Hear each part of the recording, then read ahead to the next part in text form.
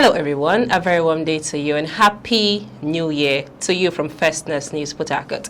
It's that time of the show, Citizens Dialogue on Firstness News Port Harcourt, so we discuss trending and interesting political topics. Joining me on set to have this conversation is King Sajalo. I remain your humble host, Becky Usoro.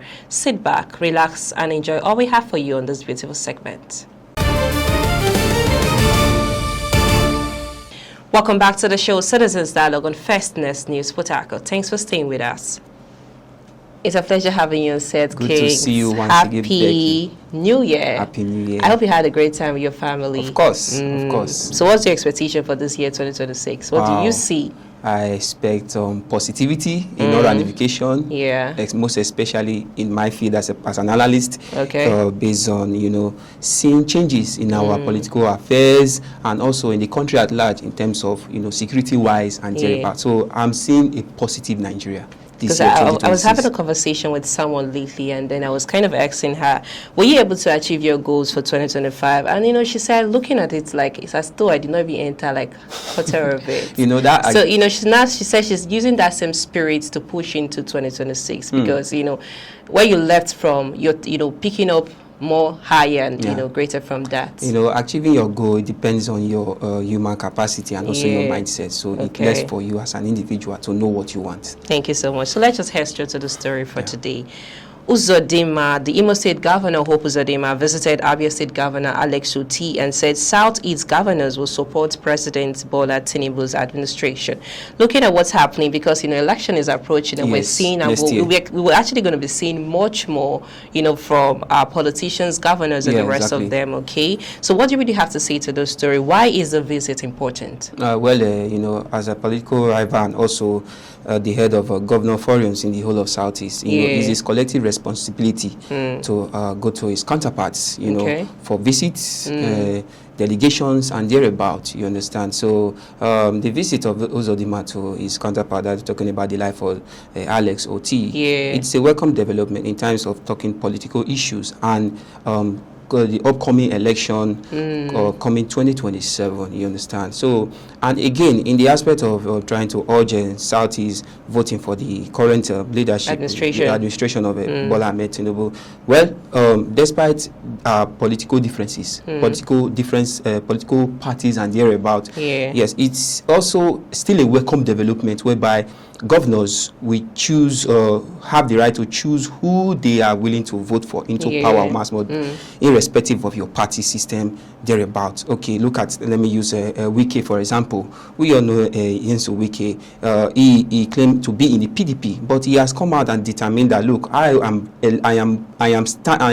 fully standing for the current administration. Re-electing him into power coming 2027. So everyone has the right to choose who they are to elect into power in any given election. But in the other way around, it's also determined, electing anyone into power should highly be determined by the people. So you could say part of the visit was he's passing a message that the people of the South, you should vote for APC. For APC, that is the current administration. I watched the video very well. I saw him and his counterpart, which is Alex Otti, and they made it clear that, look, we are standing firmly for the president. Coming 20. They also spoke about some aspects talking about development, making sure that this Southeast is governed well by their governors and thereabout. But he also brought that into discussion segment whereby they are going to rally around on seeing how the current administration will gain power once more in 2027. That is why I brought it to this table right now, to let the governor of Imo State know that, look, it also depends on the collective, decision of the people. It shouldn't just be by the governors coming out to say, oh, we are going to present the president in 2027 once more. When the people are, in conjunction with this decision, that is where it flows. It's not when you, as a governor, is trying to mobilize, your power as a governor, to make sure that the president is back into power once more. Now, if the people are not involved, you should forget it. Does this mean all Southeast governors, support Tinubu politically? Of course, we can see it. Looking at what's happening now. The defections alone has told us. You understand? Why would they? So that's why he's visiting Otti. Otti, to pressure him. Is that what we're saying? No, to me it doesn't seem pressure, because if you look at that video clip, if you watch that video clip, you discover it wasn't pressure. Okay. It's a collective idea. It's how will I say? It's a collaboration. You understand? So it's not a pressure. So, but meanwhile, they should also, just like I keep saying, they should also have it in mind that, look, when the people are not involved in this, when the people do not demonstrate to this idea, then there is no way it's going to be possible. Benefits could come in between it. What's benefits in the collaboration? What do you think will come out of it? Well, the benefit I see, it's if the benefit there is, for me, is just peace.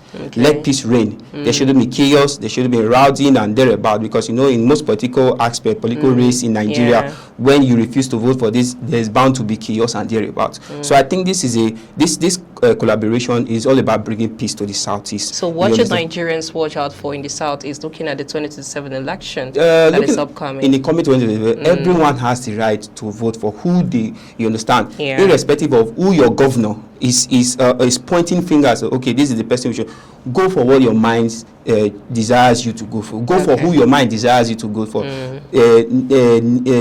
Notwithstanding whoever your governor is mandating you to bring it to power. So it depends on the people, not just the governors. The governors are there to serve the people, while the people has the will to choose whom they desire to be their next leader in this country. Thank you so much. Let's just look up for the second story. Yes. We must end this violence. Peter Obi reacts to terrorist attack in Niger. Now, looking at, insecurity over and over again, whenever things like this happen, that Peter Obi is somebody that, insecurity is like one of the major things he always hints on. So what is the issue Peter Obi is reacting to? What exactly is he, looking out for when it comes to insecurity? The incident that happened in Kasuwa Daji Market there at Damu community in Niger State, happened recently, I think yesterday or so, which took the life of 44 people, in the alleged shooting and thereabout. Is uncalled for, as I usually say. You understand? Now, Peter Obi, on the other hand, right from time, he has always been speaking about these hindrances, and he has always been coming against insecurity matters that pertain the country. But if you look at it, when leaders refuse, to take national security serious, there's bound to be chaos, just like what happened recently.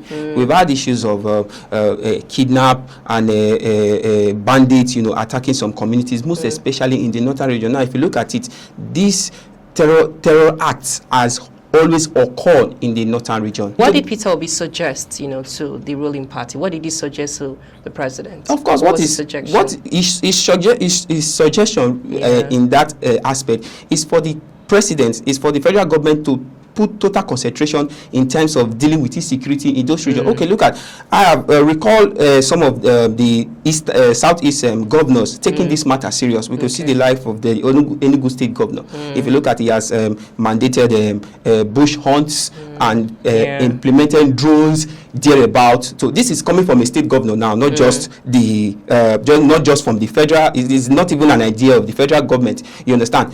A state governor can, on his own, bring out this idea and put it into action. Definitely, if the federal government or ministers who are in charge of those aspects take this delegation serious, tell me, why would this menace? Come on, we've been hearing different news of this day by day in these regions of Nigeria. So what should Nigeria expect? This is 2026, sorry, it's a new year. Looking at the insecurity happening, especially in the northern area, probably Nigeria as a body, expectations of Nigeria, to be honest, Becky, let me be honest, the expectations of Nigeria currently are so, I don't know how to put it, Nigerians are tired of raising expectations without getting, positive feedback. Okay, the president, the first man of the country, will come out to say, we'll put an end to insecurity, Nigeria should calm, all things will be good, and we are not seeing results. Then the fate of the people are gone for. You understand? So it's not by words right now. It's by taking drastic actions. We've had collaborations with external bodies, external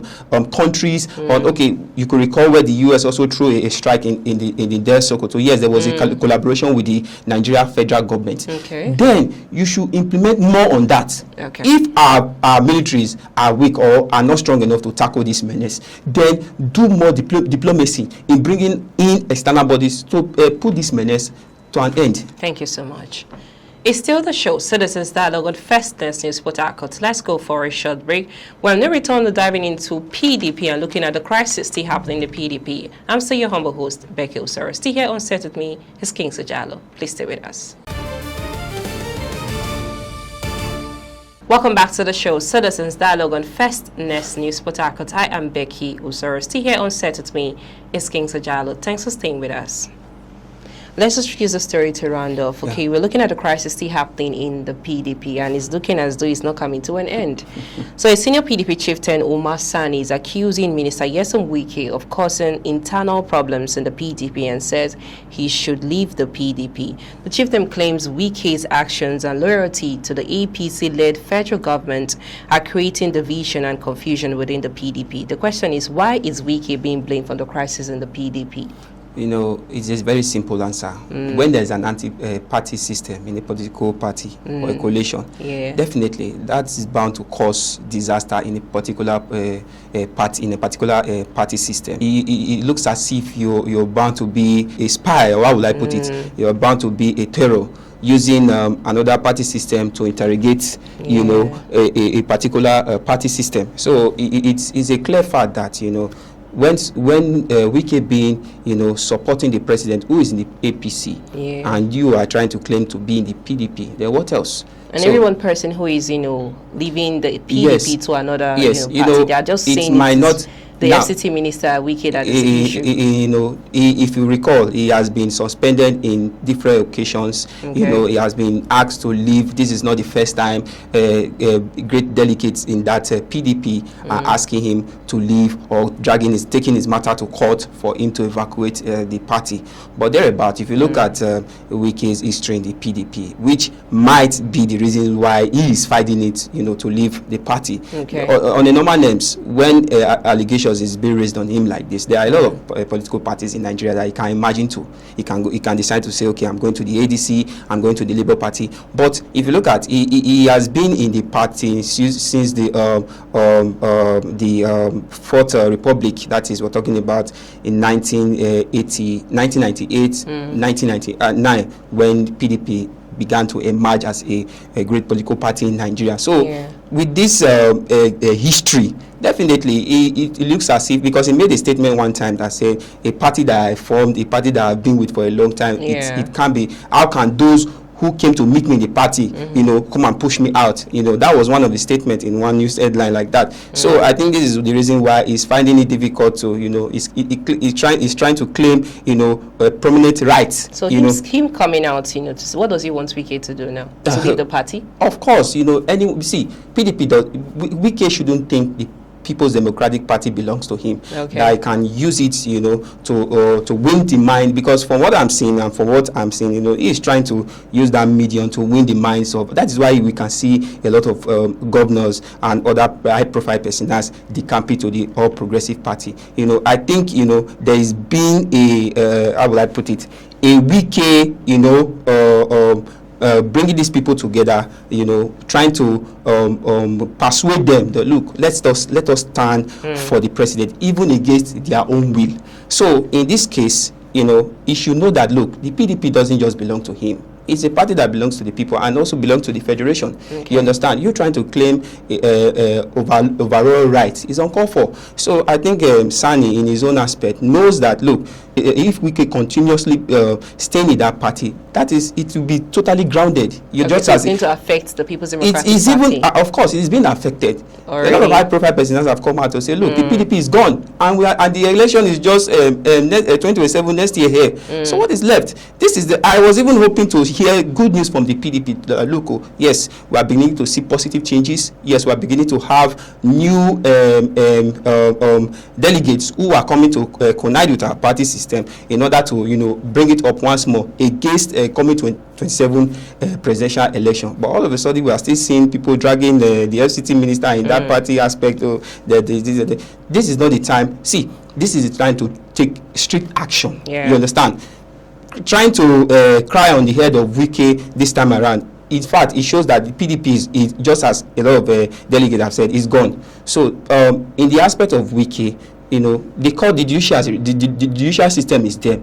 Take this matter to the court and know how to, not by sitting in one corner trying to cry out for on no rivals to come and help you. This is not the time. It's for you to take this matter serious on how to remove the bad egg that is really affecting the other's egg. You know, when there's a virus on a particular on cell, it affects the rest. That is really what is happening in the case of PDP right now. You know, they've allowed an invader to take place, which has pushed other delegates out. That is why we see defections, and as a matter of fact, I think it's just two governors who are remaining in the PDP. That is the Oyo State Governor Seyi Makinde and probably the Bauchi State Governor. So why is this really important? Looking at the 2027 election that is forthcoming, yes, is it really something that the PDP need to look out and tackle out for with immediate effect? Okay. With immediate effect, or else they stand no chance next year. That is just a plain fact. If no drastic action is being taken in the case of PDP right now, let them just forget about 2027. You understand? Because we've not, okay, look at the ADC. They've brought their own candidate out, which is, they have a lot of people who they are going to take on the primary election. We have the life of Obi, we have the life of Atiku, we have the life of Raphael, we have so many, Amechi is there. And these are people who are, you understand, they are prominent people known well in this country. Who does the PDP have to bring out now? Is it Turaki, the present chairman, that will come for presidential election by himself? It's not possible. Okay. You understand? Okay, even Seyi Makinde, that is one of the prominent person there. Who are the challengers? Who are the people to challenge him in primary? So it looks as if, in fact, let's be honest. Okay. If there is no drastic action being taken in the case of PDP and this called Wike's group, honestly, let them forget about it next year, because there are a lot of responsible political parties who are up there ready to challenge the All Progressive Party. Just one word from you. What are the people expecting from the People's Democratic Party, looking forward to? Despite the ups and downs in the People's Democratic Party, yes, they are still faithful followers out there, despite the crisis and thereabout. What Nigerians want. So we're going to see, a difference, because, the year just began. This is 2026 and this is January. Just like I keep saying. So we're hoping to see that there might be a positive change in the PDP. That is if the bad egg... We're going to see the PDP we used to know. Exactly. That is if the bad egg is totally removed. That is only if that will be possible. But if it remains there, there's no way. Thank you. As a matter of fact, PDP will be shut down. So there should be an immediate effect on how to tackle the virus in that party. Thank you so much, King Sajalo. Thank you, Becky. Thanks, everyone. That's our show for today. Citizens Dialogue on First News Port Harcourt. I am Becky Osoro. Many thanks for staying with us. Bye for now.